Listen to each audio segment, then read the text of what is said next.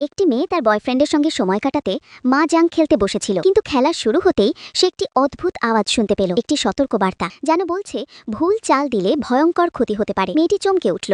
এই আওয়াজটা যে নিছক কল্পনা নয়, সেটা সে ধীরে ধীরে বুঝতে শুরু করল। টেবিলে বসে থাকা কয়েকজন মানুষের আচরণে তার সন্দেহ জাগল। মনে হলো তারা যেন নিজেদের আসল উদ্দেশ্য লুকিয়ে রেখেছে। তবু সবার নিরীহ মুখ আর স্বাভাবিক কথাবার্তা দেখে নিজেকেই বোঝালো হয়তো সে অযথাই ভয় পাচ্ছে। ঠিক তখনই তার উপলব্ধি হলো এই খেলাটা আর সাধারণ খেলা নেই। সে উঠে যেতে চাইতেই বয়ফ্রেন্ড উল্টো রেগে গেল। সে স্পষ্ট জানিয়ে দিল মাঝপথে খেলা ছাড়ার প্রশ্নই ওঠে না। মেয়েটি একা বেরিয়ে যাওয়ার চেষ্টা করতেই সেই রহস্যময় আওয়াজ আবার ভেসে এলো, এবার আরও কঠোর। খেলা মাঝপথে ছেড়ে যাওয়া ঠিক হবে না। এই সময় এক অচেনা মহিলা তার পাশে এসে দাঁড়ালো। তার কথায় পরিস্থিতি আরও গম্ভীর হয়ে উঠল। মহিলা জানাল এই খেলায় মানুষের সঙ্গে অন্যদের দাও আলাদা, আর জিতলে লাভও অসাধারণ। মেয়েটির মনে পড়ে গেল অসুস্থ মায়ের চিকিৎসার কথা। ঝুঁকি নিতেই হবে, এই ভেবে সে রাজি হয়ে গেল। মেয়েটি প্রশ্ন করতে যাচ্ছিল, কিন্তু মহিলা হঠাৎ তার হাত চেপে ধরল। নিচু স্বরে সে কয়েকটি অদ্ভুত নিয়মের কথা বলতে লাগলো। তারপর ঠান্ডা গলায় জানালো মেয়েটি ইতিমধ্যেই একাধিক রাউন্ডে পিছিয়ে পড়েছে, আর এখন এই অবস্থা থেকে বেরোনোর একটাই পথ খোলা আছে। সে পথ ওপরের ঘরের সঙ্গে যুক্ত।